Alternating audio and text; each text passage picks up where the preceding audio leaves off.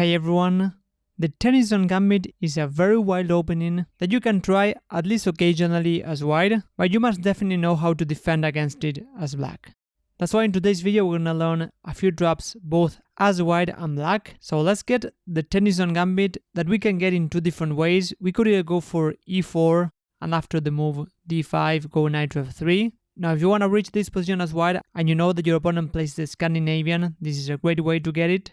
But if you don't know what your opponent plays, then start the game with the move knight to f3. Is an interesting way to reach it because in this position black doesn't have as many options as black does after the move e4. Here after knight to f3, black normally either goes knight to f6 or d5. So after d5, we can go for the Tennison Gambit after the move e4. So now here we're offering a pawn. Black could avoid taking the pawn, for example going c6, and then we can continue the game. For example, after we take and then we go d4, or we have other options as white. But taking on e4 looks like a free pawn, and this opening is actually quite surprising because white gives a very strong central pawn to place a knight on g5.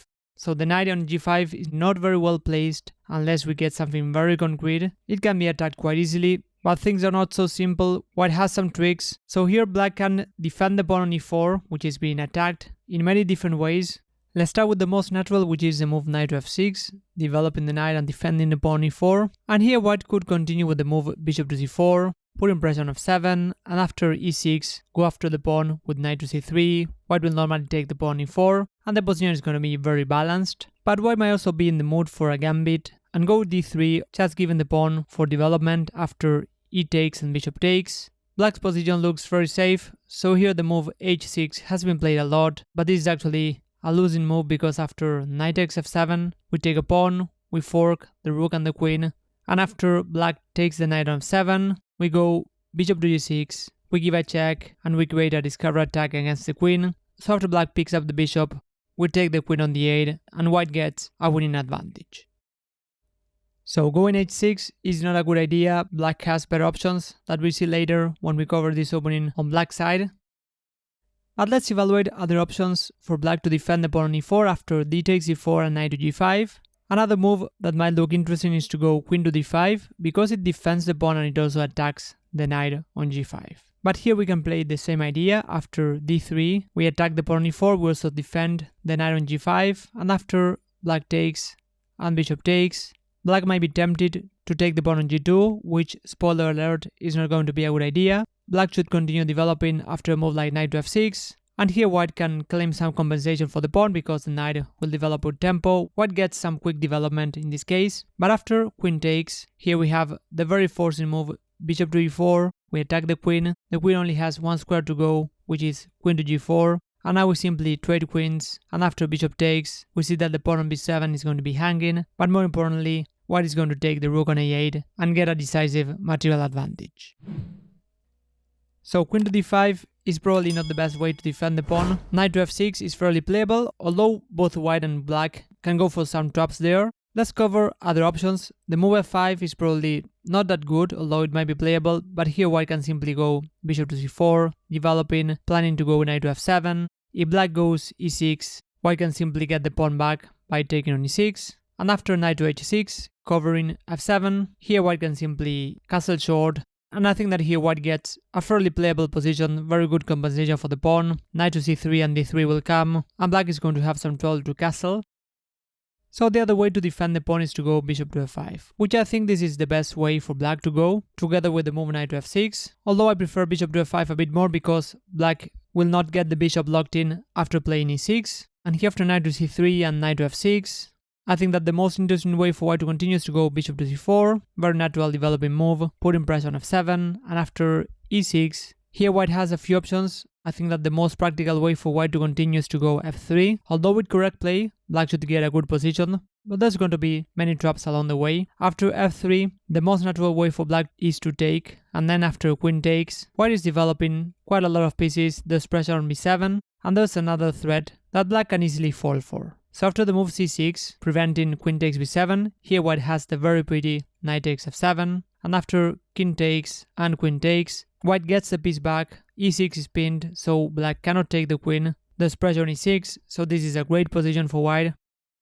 Although after f3, as I said, with correct play, black should get a good position. One idea is to go knight to c6, which I really like developing, because taking on e4 is not really a threat in this position. After white takes on e4, black can take on e4, and after bishop takes, knight takes, queen to h4, black is going to get the piece back. For example, after knight to f2, black can take the bishop on c4. So knight to c6 might not be that easy to see, and after e takes and queen takes, instead of c6, black has a better option, which is the move knight to c6. In this position, black should go bishop to b5, preventing knight to d4. Black has an extra pawn, although white could try to claim some compensation for the pawn. But the point is that after knight takes, which looks very tempting, going for the same idea after king takes, going queen takes, here black has this very nice counter-attacking move, queen to d4, attacking the bishop. Black also has an idea to go bishop to g4 and then take on f7. Now this is a very hard move to find, queen to d4, but the point is that after knight takes and queen takes, first of all, black has very good development, and this knight on h8 is going to be trapped. Sooner or later, black will play g6 and then go after the knight. So black is going to get 2 minor pieces for a rook, plus black also has great development, so this should be better for black. Although in a practical game, this is not that easy, and white might have some chances to complicate the game. Now let's analyze some traps for black. I'm gonna rotate the board, and we're gonna get the Tennison Gambit after either knight to f3 or e4. Knight to f3 is probably a more interesting way for white to try to reach the gambit, and after d5, e4, d takes, knight to g5, knight to f6 is the most natural move in the position, developing a knight. So we discussed this idea that white can go for d3, and after black takes and bishop takes, here the move h6 is really bad, so white has a very important threat, taking on f7, deflecting the king and then going bishop to g6. But here black can try to invite white to go for this idea. One way is to go knight to c6, and after knight takes, this is actually very bad for white, because after king takes and bishop to g6, white can simply take either with the king or with the pawn, and now the queen on the 8 is defended. Now knight to c6 is pretty clear that it defends the queen, so white will probably not fall for that, but the move e6 is actually a lot deeper, because this seems to be blundering the same tactic of knight takes f7. And after king takes, bishop to g6, black takes the bishop. It seems that white is winning after the move queen takes d8, but it is actually black the one who is tricking white here, because after the move bishop to b4, we give a check and we attack the queen. White can try to save some material after queen to d2, but here we simply take the queen, and after white takes on d2, in all this sequence, black will end up being a piece up, so this is going to be quite an easy win for black. And before I move on to the last trap, if you want to seriously improve at chess, you need something more than just playing opening traps, so I have created a free course that will provide you with a training plan, so feel free to check the link in the description. So the last trap for black is a bit more complicated.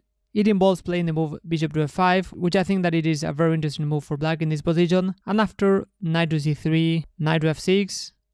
We discussed that a tricky move for white is the move f3, although with correct play, black should also get an advantage. But another very natural idea is to go queen to e2, trying to get the pawn e4 back. And this is a tricky move for both sides, because both sides amazingly can fall for traps straight away. So here the natural move queen to d4 defending the pawn is actually very bad, because after the move queen to b5 we get a fork, black is going to be in trouble, so queen to d4 is not a good move. For example, after bishop to d7, queen takes, attacks the rook, and after bishop to c6 we have bishop to b5, and if black defends, then after bishop takes, queen takes to defend the rook, we get a checkmate with queen to c8. Or after queen to b5 and queen to d7, black can take on b7, attacking the rook, and after queen to c6 and bishop to b5, white is going to win the queen thanks to the pin. So queen to e2 is a tricky move as well for white, but here instead of queen to d4 we're going to play knight to c6. It's a developing move, so it's normally a good move in the opening. And here we are setting a trap because taking the pawn is not going to be a good idea for white. For example, after knight takes, now we go knight to d4 and we attack the queen. So white already has to be very careful to avoid getting a losing position. For example, knight takes gives a check, but after we capture on f6, now we have a double threat. We attack the queen, and we also plan to take on c2 with a check. The bishop is also attacking that square, so here black is going to win material. If the queen moves, black gives a check on c2, forking the king and the rook. So after knight takes and knight to d4, the relatively best move is to move the queen to d3, defending on e4 and c2.